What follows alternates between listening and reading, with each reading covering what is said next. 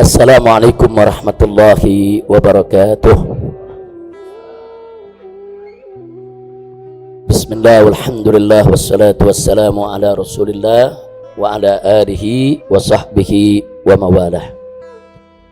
Alhamdulillah, pada hari ini kita tidak banyak yang ingin saya ingatkan.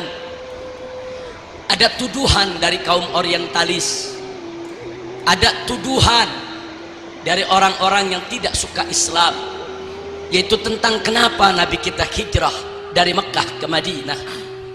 Pertama, mereka menuduh karena Nabi takut, karena Nabi tidak punya keberanian, karena Muhammad seorang pengecut, kata mereka.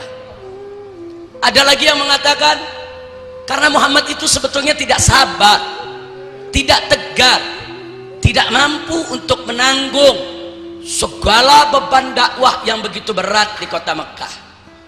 Ada lagi yang mengatakan dengan penuh penghinaan, Muhammad itu hijrah karena kekurangan pengikut di Mekah, sehingga tidak bisa mendirikan satu daulah Islamiyah, sehingga Muhammad terpaksa mencari tempat lain untuk mendirikan daulah Islamiyah, agar Muhammad kalau punya pengikut banyak bisa punya kekuasaan, kalau sudah punya kekuasaan bisa mengumpulkan harta benda, kalau sudah bisa mengumpulkan harta benda kaya raya, Muhammad bisa pilih wanita mana saja yang diinginkannya.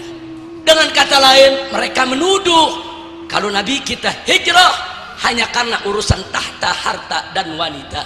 Inna lillahi wa inna ilaihi raji'un.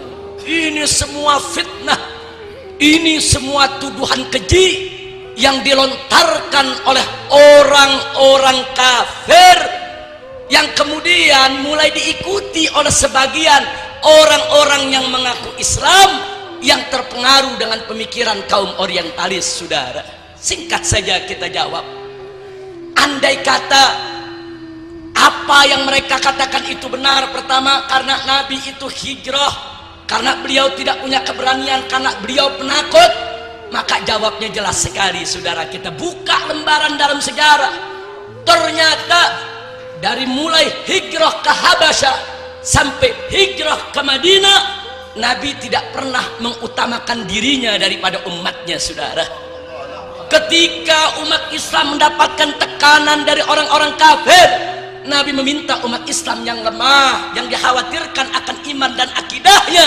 untuk segera meninggalkan Mekah menuju Habasyah. Nabi tidak peduli dengan keselamatan dirinya. Saudara, bahkan ketika hijrah ke Madinah, Nabi tidak hijrah lebih dulu, Nabi tidak hijrah duluan, tapi sahabatnya dulu yang disuruh berangkat ke Madinah menyelamatkan diri. Saudara, hanya beberapa gelintir sahabat dan keluarga beliau sendiri yang ditahan di kota Mekah untuk satu tujuan dakwah lainnya, ibadallah. Andai kata Nabi seorang penakut, andai kata Nabi seorang pengecut sebagaimana dituduhkan oleh mereka, niscaya Nabi akan lari lebih dulu sebelum umatnya hijrah. Saudara, tapi ternyata tidak.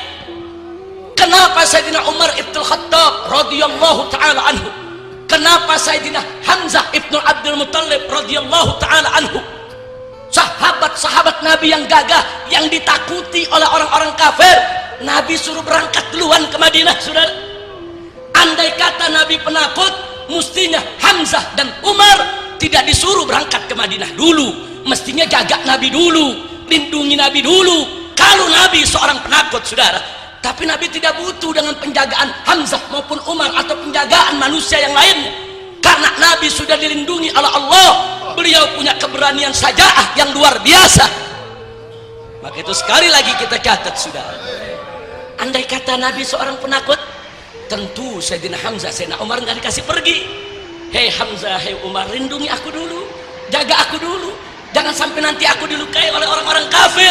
Tapi itu tidak pernah terjadi dalam sejarah Nabi kita Sayyiduna Muhammad sallallahu alaihi wasallam. Dan lebih menakjubkannya lagi, begitu setelah beliau hijrah bersama sahabat tercinta Sayyidina Abu Bakar Siddiq radhiyallahu ta'ala anhu, justru putri jantung hatinya ditinggal di kota Mekah. Saudara, Sayyidatuna Fatimah Zahra itu meninggalkan putrinya di kota Mekah, resikonya besar. Saudara, kalau orang-orang kafir marah karena sudah meninggalkan kota Mekah karena mereka gagal membunuh Nabi, mereka bisa tumpahkan kemarahannya kepada jantung hati Nabi, saudara. Mereka bisa aniaya Fatimah Zahra, mereka bisa lecehkan, mereka bisa lakukan apa saja yang mereka ingin lakukan, saudara. Apa Nabi tidak tahu resiko tersebut? Apa Nabi tidak menyadari kalau anaknya ala khotirin azim? Nabi tahu, saudara. Nabi menyadari betul kalau beliau hijrah, nanti orang-orang kafir marah karena gagal membunuh beliau. Kemarahan orang kafir bisa ditumpahkan ke Fatimah Zahra radhiyallahu taala anha. Tapi apa mau dikata, Allah harus lebih diutamakan daripada keluarga. Allah harus lebih diutamakan daripada putri tercinta. Saudara, Nabi hijrah bukan karena takut, Nabi hijrah bukan karena tidak sabar, Nabi hijrah bukan karena tahta harta dan wanita, Nabi hijrah untuk menyelamatkan dakwah. Karena Nabi tidak boleh mati pada hari itu, saudara. Al-Quran belum diturunkan 30 juz, dakwah Nabi belum selesai, Islam belum sempurna. Kalau terjadi apa-apa terhadap Nabi, maka hancurlah dakwah Islam ini, saudara. Makanya ketika beliau ingin meninggalkan rumahnya, Sayyidina Ali ibn Abi Thalib radhiyallahu taala anhu diminta tidur di pembaringannya. Apa kata Nabi? Kata Nabi, ya bna ammi, atakhaf? Hei Ali, adakah kau takut tidur di pembaringanku? Kenapa Nabi bertanya begitu? Karena resikonya besar. Begitu Sayyidina Ali tidur di pembaringan Nabi, berselimutkan kain burdah Nabi, maka nanti orang-orang kafir begitu dobrak rumah Nabi, masuk rumah Nabi, mereka akan bunuh siapa saja yang ada di balik selimut Nabi, karena mereka anggap itu adalah Nabi, saudara. Resikonya Sayyidina Ali dibunuh, dicincang, saudara. Tapi apa jawab Ali ibn Abi Thalib ketika itu? Ya Rasulullah, ini Ali, ya Rasulullah, ini cuma seorang pemuda yang bernama Ali. Kalau Ali hari ini mati dibunuh, ya Rasulullah, besok akan muncul pemuda-pemuda lain yang menggantikan Ali untuk berjuang bersamamu. Tapi kalau hari ini kau yang mati, kau yang dibunuh, kemana kami mencari pengganti, ya Rasulullah? Subhanallah. Jadi perginya Nabi, saudara, untuk menyelamatkan dakwah ini terungkap dari jawaban Sayyidina Ali. Kalau Sayyidina Ali yang mati pada malam hari itu, akan muncul pembela-pembela Nabi yang lainnya. Tapi kalau Nabi yang dibunuh, siapa yang menyempurnakan dakwah? Siapa yang menyelesaikan tugas dakwah dari Allah? Karena itu Ali boleh mati saat itu, tapi Muhammad tidak boleh mati, saudara. Subhanallah. Maka itu Sayyidina Ali ditinggalkan di Mekah dengan resiko dibunuh. Sayyidatuna Fatimah Zahra ditinggalkan di Mekah dengan resiko dibunuh. Kalau Nabi seorang penakut akan menyelamatkan keluarganya dulu sebelum menyelamatkan orang lain, sudah. Tapi ternyata apa yang dilakukan Nabi kita? Umatnya diminta berangkat lebih dulu, sahabat yang lain diminta berangkat lebih dulu, sudah. Tapi keluarganya sendiri, Sayyidina Ali sepupunya, Sayyidatuna Fatimah Zahra, putrinya tercinta, jantung hatinya, ditinggalkan di kota Mekah dengan segala resikonya, saudara. Subhanallah walhamdulillah wala ilaha illallah wallahu akbar. Nah, jadi ini cukup, ini menjadi jawaban, sejarah yang menjawab. Nabi kita bukan seorang penakut, saudara. Lalu bagaimana soal sabar, saudara? Kalau Nabi tidak sabar, dari jauh-jauh hari Nabi sudah lari. Kalau Nabi tidak sabar, dari jauh-jauh hari beliau sudah tinggalkan Mekah. Kenapa beliau bertahan di Mekah sampai 13 tahun dalam menyampaikan dakwah dengan berbagai macam hinaan, dengan berbagai macam caci maki, fitnah, saudara? Bagaimana beliau bisa tahan itu semua? Justru karena beliau adalah seorang penyabar, karena beliau seorang yang sabar dan tegar. Beliau justru menjadi orang yang paling akhir untuk hijrah meninggalkan kota Mekah dengan mengorbankan harta benda dan keluarganya di kota Mekah, saudara. Lalu bagaimana dengan tahta, harta, dan wanita, saudara? Saudara, orang-orang kafir pernah datang ke Abu Thalib.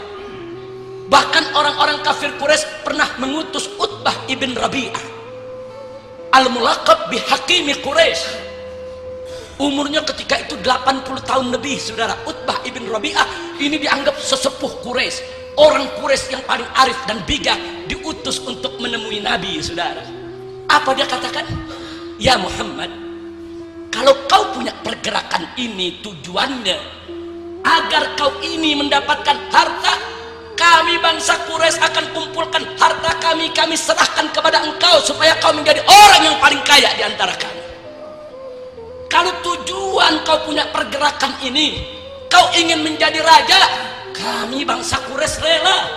Malakna kemulkan, kami akan jadikan engkau raja, berikan kekuasaan, dan kami siap patuh kepadamu. Kalau tujuan pergerakanmu ini agar engkau punya kemuliaan, dihormati, maka kami siap untuk menjadikan kau sebagai pemimpin kami, dan tidak akan kami mengambil keputusan kecuali dengan izinmu. Bahkan di riwayat lain disebutkan sampai Utbah mengatakan, andai kata kau menginginkan wanita, kami akan kumpulkan wanita-wanita Arab yang tercantik untuk kami berikan kepada engkau.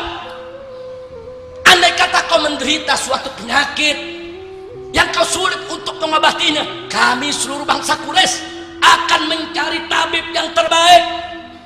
Harta benda kami akan berikan semua sampai kau bisa disembuhkan. Syarat satu, lepaskan dakwah ini. Masya Allah, saudara. Syarat satu, lepaskan dakwah ini. Ketika itu jawaban Nabi singkat. Nabi bacakan beberapa ayat pertama dari surat Fussilat, saudara, kepada Utbah bin Rabi'ah. Begitu mendengar ayat-ayat dibacakan oleh Nabi, gemeter Utbah, saudara. Karena dalam ayat yang dibacakan oleh Nabi ada ancaman, kalau mereka tidak mau tunduk kepada Rasul, mereka akan dibinasakan oleh Allah sebagaimana Allah membinasakan kaum Ad dan Tsamud. Utbah gemeter, berhenti bicara, balik ke kafir Quraisy, saudara. Apa Utbah mengatakan? Demi Tuhan, setelah aku dengar apa yang Muhammad katakan tadi, maksudnya ayat-ayat Quran tersebut, saudara, demi Tuhan aku bersumpah, yang diucapkan oleh Muhammad laisa bisyair, itu bukan syair buatan manusia, wala bisihir, dan itu bukan mantra sihir, bukan, wala bil kahana, itu bukan ilmu perdukunan, bukan. Dan aku mendengar sesuatu yang besar, sesuatu yang berbahaya kalau kita lawan dia. Sampai Utbah mengatakan, ya ma'syar Quraisy, aku nasihati kalian, biarkan Muhammad dengan gerakannya, kita tidak bisa ikut campur. Masya Allah, saudara. Enggak sampai di situ, saudara. Bahkan ketika orang-orang kafir Quraisy datang ke Abu Thalib, kemudian memberikan ancaman, kalau Abu Thalib tidak mau lepaskan Muhammad, tetap masih mau melindungi dan membela, maka orang-orang Quraisy akan bersatu untuk membunuh Nabi dan membunuh Abu Thalib sekaligus, saudara. Abu Thalib sempat goyang sedikit, saudara. Bukan goyang karena takut, karena sayang kepada keponakannya. Nabi dipanggil, ya Muhammad, coba pertimbangkan lagi, mereka ini serius mau bunuh kau. Aku sayang denganmu, cobalah kau lakukan yang kau mampu saja, jangan kau melakukan yang akibatnya kau tidak mampu tanggung. Mendengar itu, saudara, Nabi meneteskan air mata, bukan karena takut, terharu dengan cinta dan kasih sayang perlindungan yang diberikan oleh Abu Thalib. Tapi dengan tegar Nabi menjawab, ya ammi ya Abu Thalib, wahai pamanku Abu Thalib, kulli Quraisy, katakan kepada orang-orang Quraisy tersebut, lawada'us samsa fi yamini wal qamara fi yasari ala atruqah hadal amr wallahi ma taraktu hatta yudhirallahu au ahliku fihi. Katakan kepada orang-orang Quraisy tersebut, katakan kepada mereka, jangankan beban semacam ini dakwah diadakan di pundakku. Yang kau lihat, hai pamanku, sepertinya beban ini begitu berat. Lawada'us samsa, andai kata mereka letakkan matahari di kananku, bulan di kiriku yang begitu berat untuk aku tanggung. Saudara, saking beratnya, wallahi demi Allah, mataraktuh, demi Allah tidak akan aku tinggalkan seberat apapun dakwah ini. Sampai kapan? Hatta yudhirahullah, sampai Allah memberikan kemenangan aku punya dakwah, au ahlika fihi, atau aku binasa di jalannya. Sudah. Begitu mendengar kalimat tersebut, saudara, Nabi berhenti. Nabi meninggalkan Abu Thalib. Enggak lama kemudian diubar oleh Abu Thalib. Ya Muhammad, tunggu. Aku bukan mundur dari pembelaanmu. Bukan.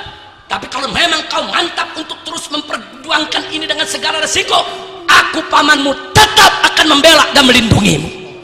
Subhanallah. Nah saudara, ini cukup jawaban bagi kita. Kalau Nabi hijrah untuk tahta, untuk harta, untuk wanita, Nabi udah ditawarkan saudara oleh orang-orang Quraisy. Mau jadi raja dijadiin raja, mau harta dijadiin orang kaya, mau perempuan diberikan perempuan Quraisy yang tercantik, semua ditolak oleh Nabi karena bukan itu tujuan daripada dakwah Nabi, saudara. Maka itu sekali lagi sebelum saya akhiri, saya tandaskan bahwa Nabi kita tercinta Sayyiduna Muhammad sallallahu alaihi wasallam, beliau hijrah meninggalkan Mekah menuju Madinah bukan karena takut, bukan karena tidak sabar, bukan karena tahta harta dan wanita, akan tetapi untuk melindungi dakwah, untuk menjamin keberlangsungan dakwah agar Islam sampai ke generasi-generasi berikutnya ila yaumil qiyamah. Berkat hijrah Nabi, Islam menyebar ke seluruh dunia. Berkat hijrah Nabi, Nabi selamat dari pembunuhan orang-orang kafir sehingga beliau bisa menyebarkan Islam ke semua tempat. Berkat hijrah Nabi, saudara, Islam itu diturunkan oleh Allah kepada Nabi sampai sempurna. Al-Quran diturunkan 30 juz sampai ayat terakhir Allah sampaikan kepada Nabi, al-yauma akmaltu lakum dinakum. Sempurna sudah Islam tersebut, saudara. Berkat hijrah Nabi, Islam sampai ke Indonesia. Berkat hijrah Nabi, Islam sampai ke Surabaya, saudara. Berkat hijrah Nabi, Islam sampai ke Masjid Serang ini, saudara. Berkat hijrah Nabi, kita semua mendapatkan nikmatul Islam wal iman. Alhamdulillahi rabbil alamin. Nah, jadi itulah ringkasan yang ingin saya sampaikan. Sekali lagi, Nabi hijrah bukan karena takut, bukan karena tidak sabar, bukan karena tahta harta dan wanita, tapi untuk menyelamatkan dakwah, menjamin keberlangsungannya supaya dakwah Islam sampai ke generasi berikutnya, sampai kepada kita semua ila yaumil qiyamah. Sallu ala nabi.